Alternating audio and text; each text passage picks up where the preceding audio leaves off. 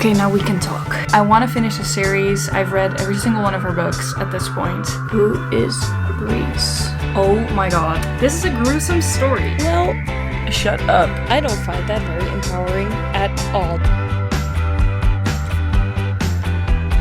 Let's get back into reading. Hi, welcome back to my channel. If you're new here, hi, I'm Fleur, and on a different channel I mainly make ASMR videos, and here I just do whatever else I feel like, basically. And today I want to talk about books again. It's been such a long time since I've done a book related video, and I was really feeling like it, so I thought that we could get this started today. It is a Wednesday today. I got ready, had a slow morning, did a hair mask and everything, a face mask, really just taking a moment to take care of myself. I have to work later today, but I've been really tired and I just wanted to take my time. So I did that and I feel very refreshed and ready to talk about books with you and what we're going to do in this video. I am not really entirely sure what the format of this is going to be, but I want to motivate myself to fall in love with reading again. The past couple years, I've read so many books and so many good books. It was a huge hobby. I enjoyed it so much, but over the past couple months, I just feel like it's been kind of becoming less and less that I'm grabbing books. While I don't think that there's anything wrong with that, and I don't think that you have to read a huge amount of books to enjoy reading or to call yourself a reader or whatever. It's just that I feel like it's a really healthy habit to have, and for me, I'm starting to grab my laptop or my phone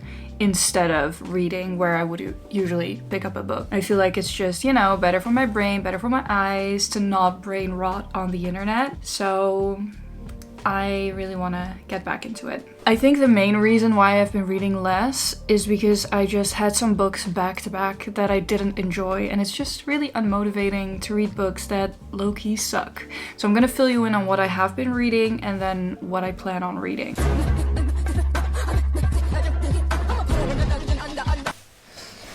Okay, now we can talk. Just a heads up, this is probably going to be a long yap sesh before we get into the rest of the vlog, so grab a drink, grab a snack, sit back, and let's talk about it. I do ASMR book reviews. I try to do them monthly on my ASMR channel, so I'm going to assume that the majority of you are up to date, but I am going to catch you up if you don't follow my ASMR content, but you're here for the books and the vibes. In March, I only really finished one book, I think, and that's These Letters End in Tears by Muzi Xavier. I got this at the thrift store. It follows Bessem, who lives in Cameroon, who falls in love with a woman where that is illegal, and her love, Fatima, disappears. And these are basically letters to her, and it follows the process of her search for Fatima. And it is heartbreaking, it's beautiful, it's a lot of things. I rated it a 6.5 out of 10 because I just didn't connect as much to the characters as I would have liked to, and I feel like there was a lot of potential there. I think maybe the story was a little too all over the place. Maybe I didn't like the ending. Maybe I just didn't really like the structure. I'm not really sure what it was, but it was just 6.5 out of 10 felt the most right. Aside from that, I have DNF'd a lot of books in the past couple weeks. I'm going to try to remember what I did and didn't read. If you want to be friends on Goodreads, I'll drop it in the description and you can see what I've read, because I do try to log what I read there, though I'm not really following the star system anymore and I'm doing out of 10 ratings, but I usually put that as my review. Speaking of Goodreads, which is owned by Amazon, and I want to talk about Amazon.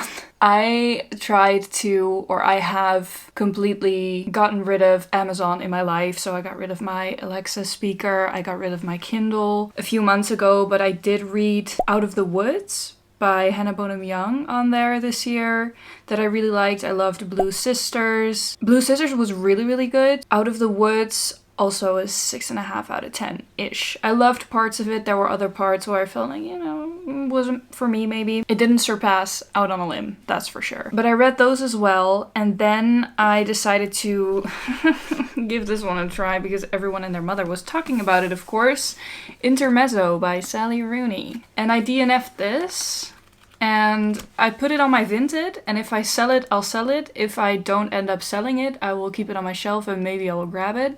But I have no intention or desire of reading this story at this point. This follows two brothers who are coping with grief over the loss of their father. They're both very different characters. I don't know.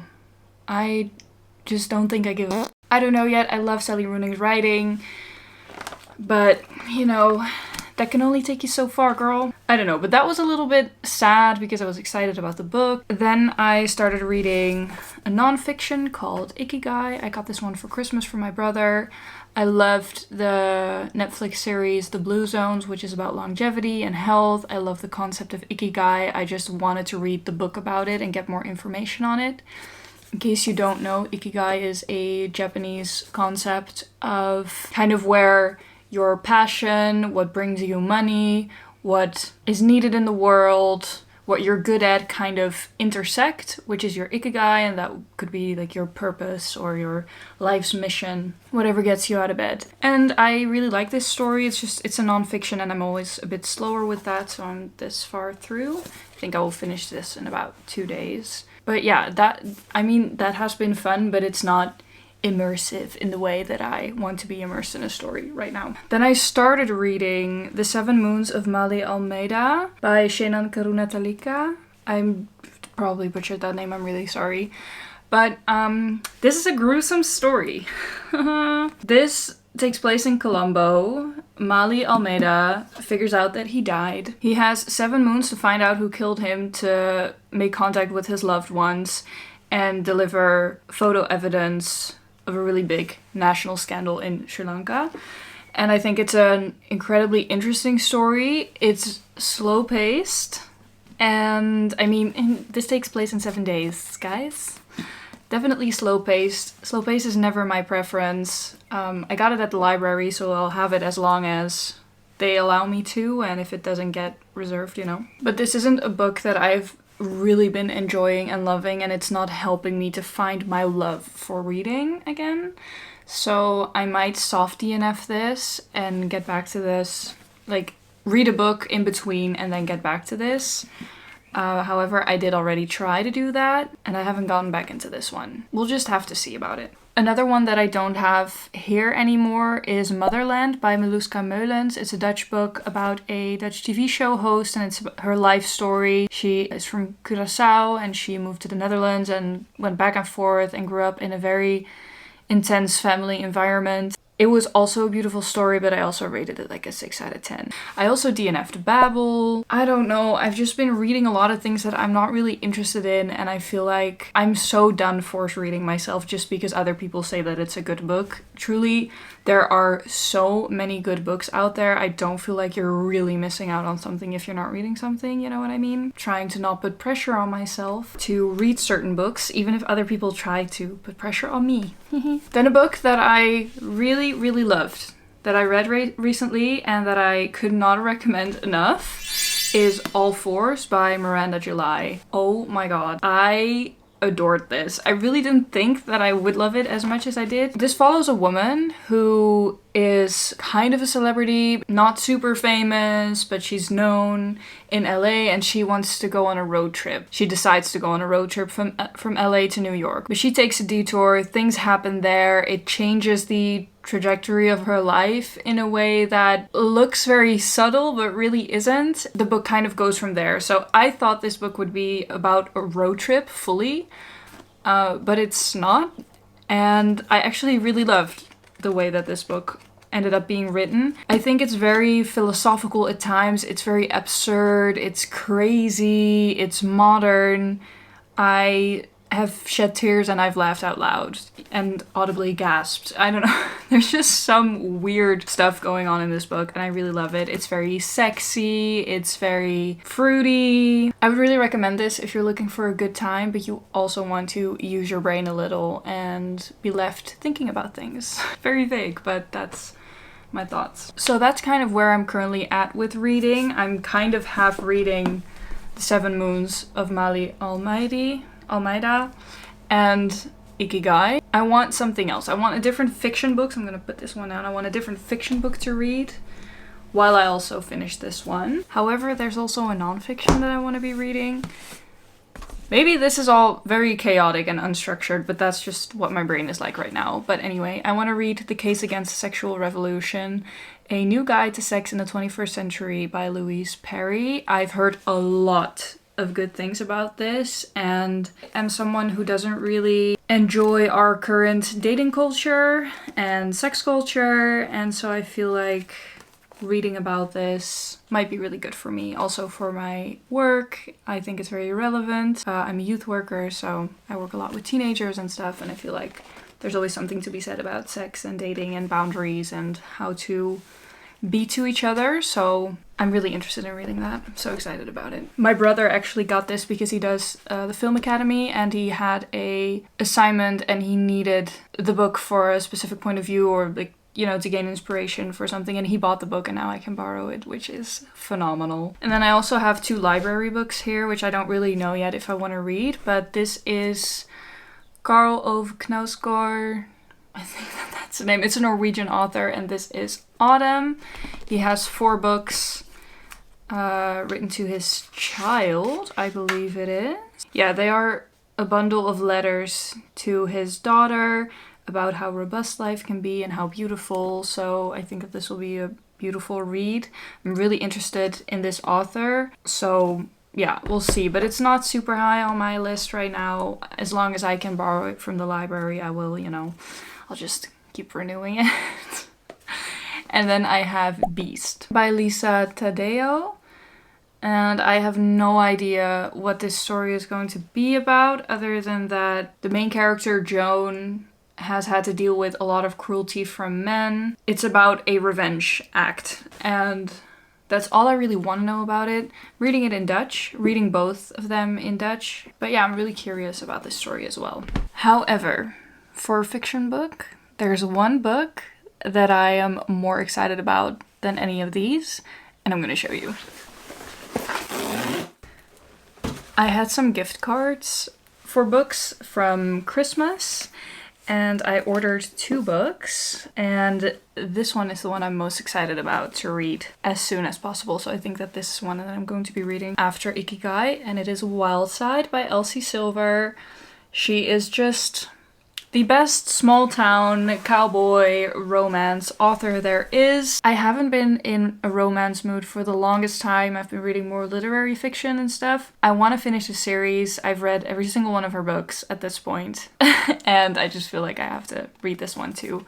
So I'm really excited. I liked Wild Love. I didn't like Wild Eyes as much. I didn't like Scarlet. So I'm really curious to see how this one is going to be. It's definitely not a series that I think is going to beat the Chestnut Springs series, or even her first one, which I don't even know the name of. Love this author, support her work, and so I will probably read this one as soon as possible. And then in the realm of the Cowboy Ranch romances, I also got a copy of Wild and Wrangled by Lila Sage. I know that I feel like these are a little bit controversial. A lot of people are like, they're lame, they're boring, blah, blah, blah. But I really like these books. I've read the rest of them. I actually really like the style of tattoo on a man, so I mean, that's great. I really like the covers of these books. I feel like this series has the most gorgeous covers that I have seen on romance books. It's a specific style I think you have to like, but I really love this. And I feel like these are just a little bit less dramatic than Elsie Silver's books. So I don't know. I think that these are kind of like a more soft version, I would say, of this. I know that these ones are going to be pretty heavy. I feel like Wild Love and Wild Eyes were both pretty emotionally intense. So, I mean, there's a lot going on. This is a little bit less of that, I feel like. We'll have to see about this story. But I like the characters. I like the environment that it's set in. And I like the way that they are with each other. Like, it's an interconnected standalone romance series. But yeah, you know, they were gift cards, so these were basically free, and I love that. I am going to do my hair, clean my room, and then I'm going to sit down and enjoy this book, make myself some tea. I really want to romanticize reading again. I don't know how else I'm gonna fall back in love with it. I'm going to finish this, hopefully, honestly, hopefully today or tomorrow, and then I'm going to get started on this one. And I'm going to kind of bring you along as much as I can and want to and remember to. Let's get back into reading.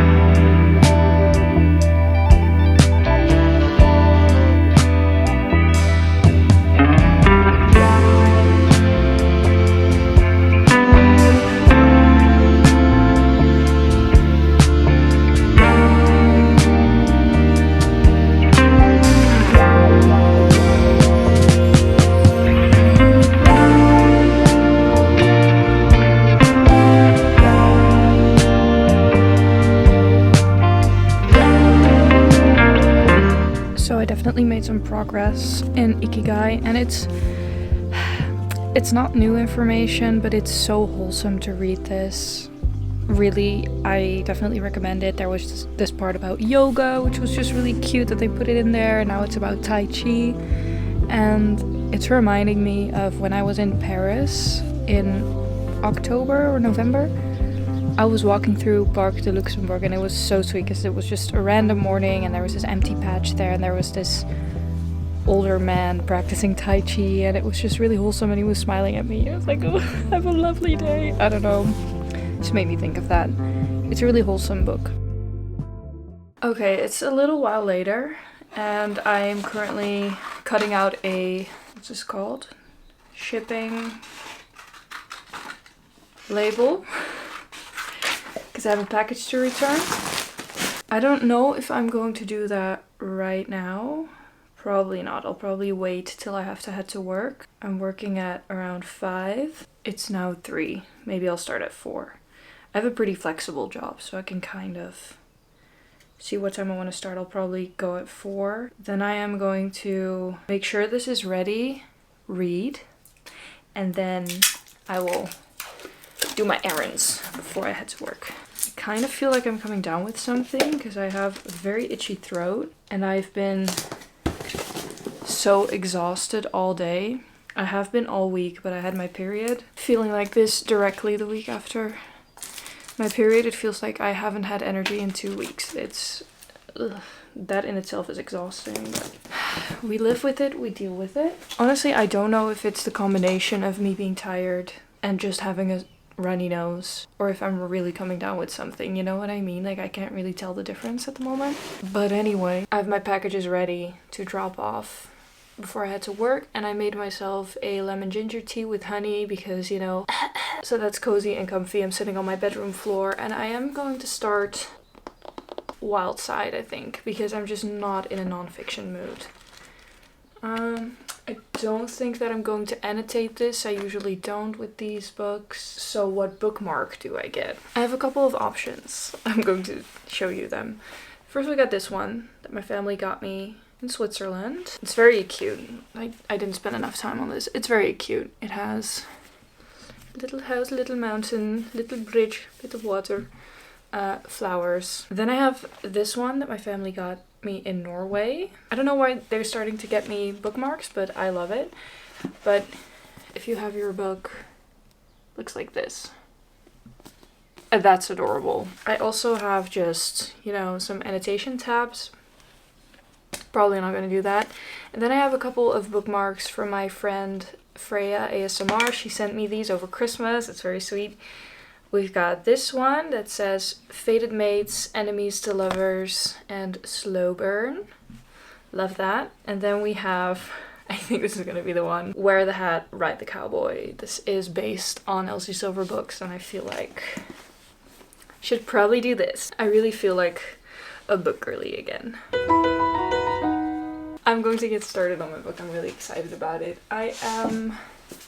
This far into Ikigai, I'm at the chapter of resilience, so it's like a couple pages left, but I just really am not in the mood to be thinking about that right now. Because I don't feel resilient today. It's fine.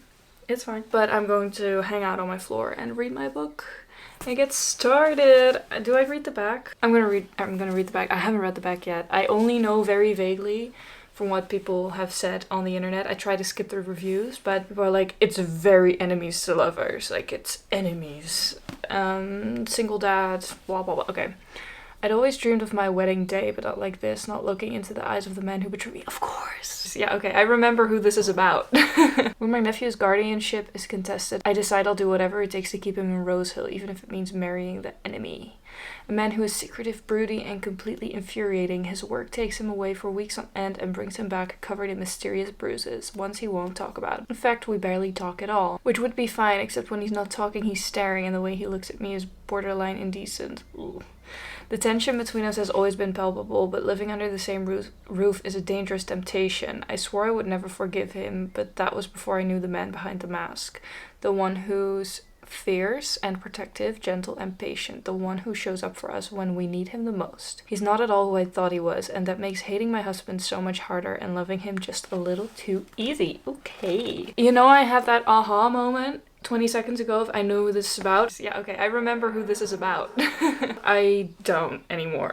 Because I feel like I am kind of mixing done and dusted series with this right now. Sorry, I'm not a lawyer, but I consulted one on the legalities mentioned in this book. For the sake of the story, some liberties have been taken. To ensure that the themes in this book have been handled with the care they deserve, a clinical therapist has been hired as an early reader to consult throughout the writing process. You go, girl. Why did you need to get a therapist involved? How bad is this gonna be? Fuck, who's Reese again? And who's the other woman? Or the other woman? Who's the woman? Wait. I need a little bit of context before I get into this. Hang on. Who is Reese? Is it a spoiler that I now know what his career is? What? I feel like he is the one who was in the... He's from the bowling club, right? And he had like this really intense thing with Tabitha. Like, how do they know Tabitha? Do we know her already? Is Reese in the bowling club? They go bowling, right? Or is that a different... Is that also the... No, it's not. It's this. I guess we're gonna find out. I just had a really, really big brain fart. I just had to know. Okay, I'm gonna go read.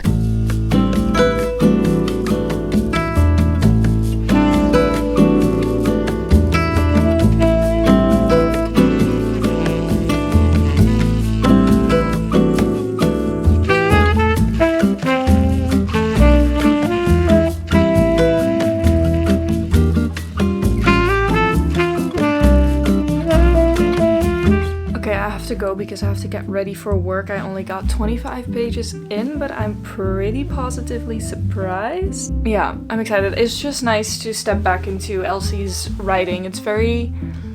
I mean, it's nothing too crazy, but it's just meditative to read her books, I would say. I don't know, it's just very easy to get consumed by the story and to get sucked into the world immediately. Like, I didn't want to put this down, but I have to go because I have to work. But oh, I'm glad to be entering Elsie Silverland again.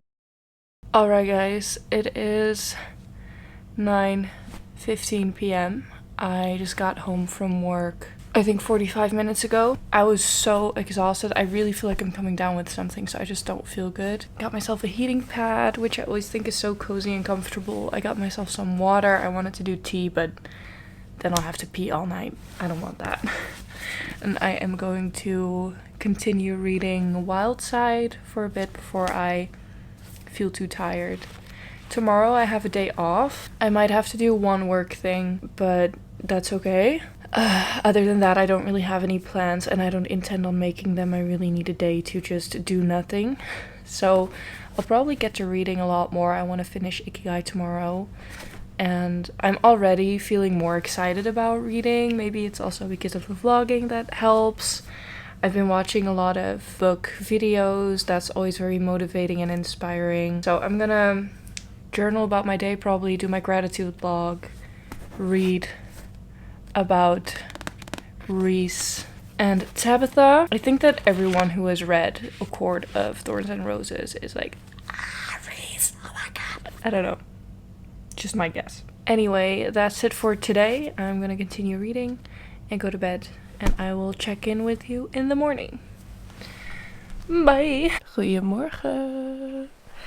It's 8 a.m. Why am I speaking in my not native tongue at 8 a.m.? I don't know, guys. But I immediately started reading while outside again this morning, and I have some thoughts. So, first of all, he is from the bowling alley, so we did meet him in the previous book. I really remember something about it, but I can't quite put my finger on it. I think there's a scene in the other book where it's like, what's their relationship with Tabitha and I feel like that has been I think that has to have been mentioned because every character gets mentioned in the previous book before the next book is about them. But anyway, so they are at the bowling alley. It's his first time there. And there's the end of chapter 8 is, I wish I could say I don't, wait. Yeah, my cold definitely got worse. I wish I could say I don't think about Tabitha, but that would be a lie, because much like the very first time I met her, I can't get the woman out of my head. Haven't been able to for the past 2 years. You fucking hypocrite. What do you mean? Because he is still barging in here trying to take away the child, so why is he saying stupid things and being such an asshole in the biggest way? And like, I haven't been able to not think about her for 2 years. Shut up. You have no right. I don't know. He's pissing me off. I don't know, like, I'm a broody, strong man. I miss this woman. I'm still going to take away her child from this family that is very loving and kind. Bye. What? So the math isn't mathing? I just need to keep reading because I think it won't be that bad. I think that the problem that I'm having with Reese is just because Elsie wrote the stakes a bit too high. I think for a small town romance and you want those characters, like they are obviously immediately deeply attracted to each other and whatever, I really, with my heart of hearts, cannot imagine being in the situation where someone would take away your nephew that you are going to take care of, would be taken away by a friend of Erica, and then still being like fawning over him physically, because I feel like the stakes are too high, the issue is too big for me to be like, I get it. Like, I get that he's hot. I don't. So I think that that's kind of my issue, so I'm trying to read it as though nothing's going to happen to that child, because I feel like he won't end up being the biggest factor, because I kind of know how this is going to go, of course, from reading the back. But the way that she wrote this beginning, I'm kind of like, I don't think that it's very empowering also to write about a man is about to take away a woman's child because he's now the legal guardian and she doesn't know him, and then she's like gawking over him.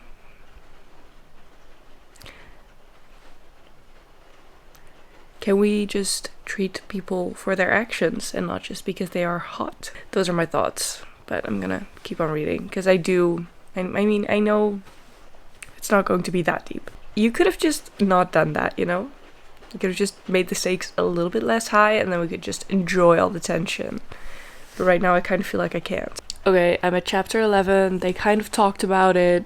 Feeling a little bit better about the whole situation, but still I don't like the way that the beginning was written. And I'm gonna go have breakfast, open my blinds, because it is 8:30 a.m. so it's definitely light out. And I'm gonna go get started on my day. And then probably get back to bed and read even more.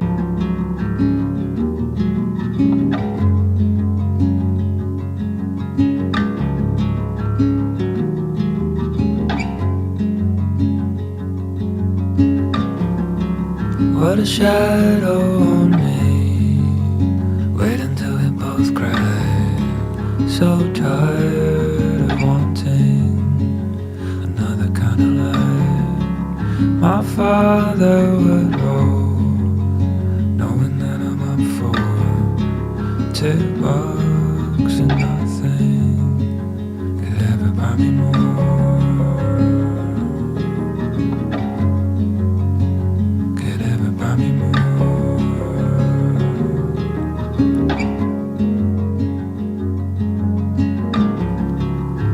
fall at your feet. The aesthetic of today is killing me, but I am going to continue reading. I'm currently 120 pages in and I'm really enjoying it. There's a lot of sexual tension. I haven't read smut in a while, so I'm like, oh, okay, oh my god. I also treated myself and ordered some Rare Beauty makeup today. I got a new blush and a highlighter, and I was being really strict with myself financially. And I was like, I am going to treat myself to this. And I'm so glad that I did that. I'm really excited about it. So I'm in high spirits, low energy, and excited to continue reading and eat my soup. I'm going to be really honest. I cried a little bit while reading.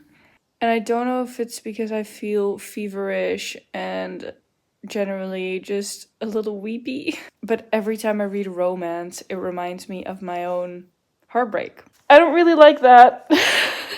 I don't like being confronted with unresolved emotions. I don't like that. I'm just reading for fun. So that was a bit intense, so I put it down for a bit, but I'm okay. I'm still enjoying it, but I need some fresh air.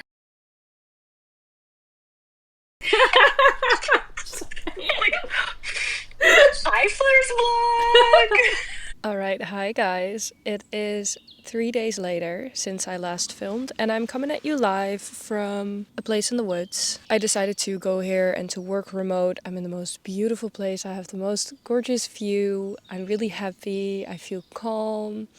And I want to update you on the books that I've been reading. I didn't film the past couple days because it was King's Day in the Netherlands, and that's always a huge deal. The day before I went to a festival, and the day of I went to a festival. I say festival, but there were pretty small events, and I only went for a couple hours, but as you can probably hear, I do still have a cold, but it's okay because the weather is amazing, all is well, and I did read in the meantime, and I'm really excited about it. First, I'm going to talk to you about Ikigai because that's the first one that I wanted to finish. I really think that this is such a sweet, beautiful book full of good, healthy reminders that we can all use, I think, in our day-to-day. I'm definitely someone who, I would say, prides herself on having a pretty healthy lifestyle and really prioritizing that. I practice gratitude every day. I meditate often. I feel like I have a pretty healthy, positive outlook and a very materialistic outlook. This book is all about finding your purpose, what drives you. I've talked about that in the beginning of this video. And it takes you through the 10 rules, kind of Ikigai, and a lot of it is about healthy lifestyle. I felt like it wasn't new information. There weren't a lot of new things or concepts that I learned about, but there were some, and I really value those. But for me personally, it just felt like a book full of beautiful reminders. There was a part, the final part is about resilience and presence, which is, I think, maybe my favorite part of the book. And in regards to life lessons, etc., I feel like practicing mindfulness, gratitude, stoicism to an extent, and meditation are huge factors, I feel like, for my own mental well-being. So I really liked those chapters. It touches on Siddhartha, Buddha, and I read Siddhartha, the book, and that was a really good reminder as well. Like, oh yeah, I read that, I heard that story. There were things about yoga, there's stuff about food, longevity, of course, the importance of community. I feel like if you need a little bit of a,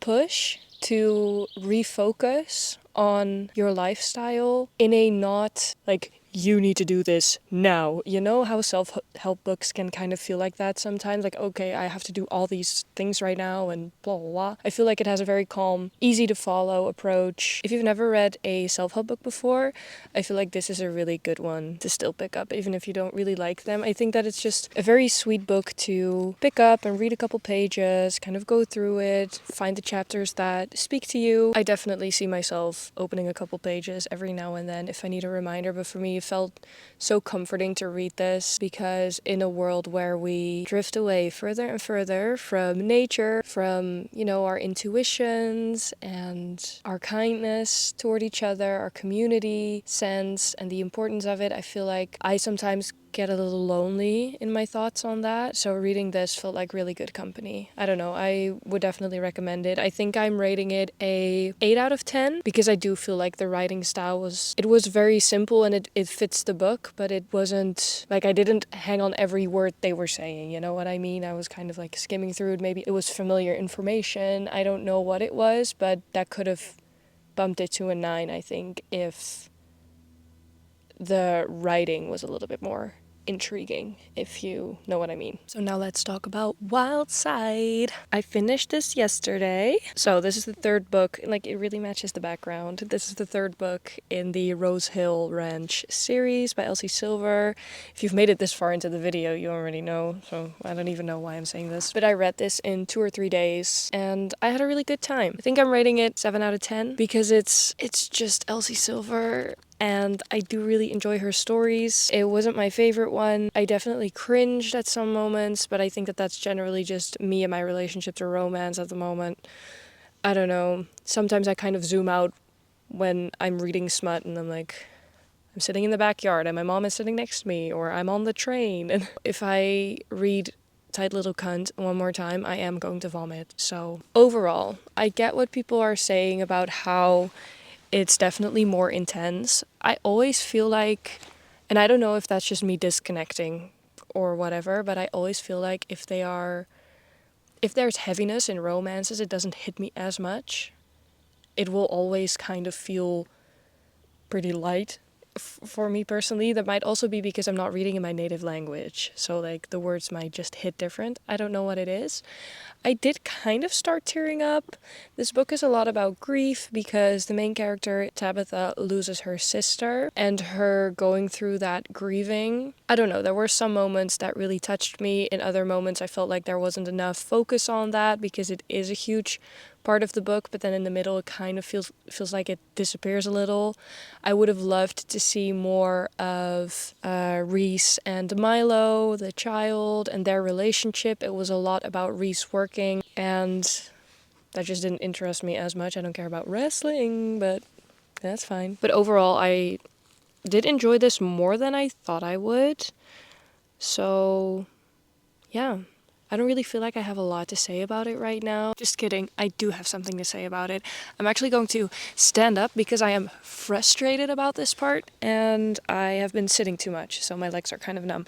Anyway, I want to get back to a part that I talked about as I was reading it. So this book kind of starts out with Tabitha going to her sister's house, who is renting a place from Reese. So he's kind of her sister's landlord, right? But he comes in, and after Erica's death, she finds out that he's the legal guardian, so he's like, I'm gonna take Milo with me. But Tabitha is Erica's sister, and she is so connected to Milo, and she is planning on raising Milo.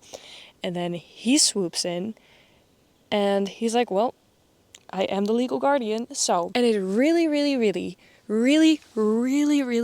doesn't sit right with me that we were reading about her dealing with this intense thing and then still thirsting over him. I don't find that very empowering at all, because someone's behavior makes someone ugly. And now I know, it's a romance and it's all hee haha, but if you're going to write about not hee haha topics, don't try to make it hee ha. You know what I mean? I don't know, that just irks me so much because I feel like it kind of validates a point of, well, I mean, if someone's hot, they can do whatever the fuck they want and treat people however they want to treat people, because it doesn't matter, because they're going to get what they want anyway, because they're hot. I'm personally someone who, I'm not that quickly very, very attracted to someone, but someone's behavior really does make them ugly to me, or makes them less attractive to me, or at least makes me not think about sucking their dicks. Couldn't relate. Sorry, girl. Like I said earlier as well, I kind of just locked that out of my brain and kept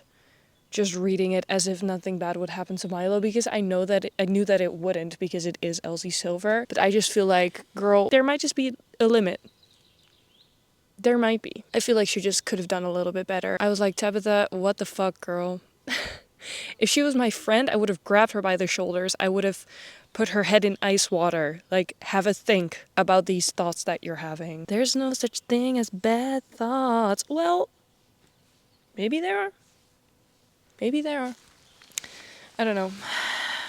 I really had to get that off my chest. But yeah, and I always love reading about the rest of the characters from the other books. I love it when it all gets together. I like Tabitha's attitude. Not always, but most of the time. I'm gonna say 6.8 out of 10. And then now, ta-ta-da-da, reading Wild and Wrangled by Lila Sage.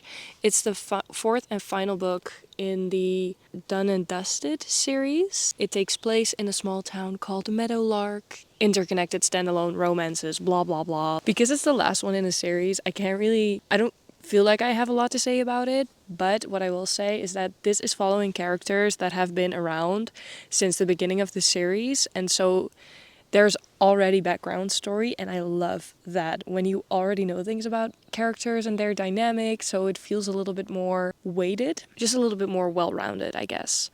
That also means that there is it's not insta-lust, but kind of, because it's a second chance romance, or probably like fourth or fifth chance romance from what I'm getting out of the first couple of pages. I feel like the characters have a long history together, longer than what's in the books. I am not going to say too much else about it because I just don't want to give too many spoilers. I'm only a couple pages in and I'm just enjoying being back in Meadowlark. I don't know, I just really like the setting and the weather has been gorgeous and I've been reading outside, so it's just been a whole experience and it feels cozy and comfortable. I didn't think that I would read romances back to back, honestly. Oh my god, there's a really big bug there. Let me show you. If you don't like bugs, then maybe you shouldn't. Look at it. There he is.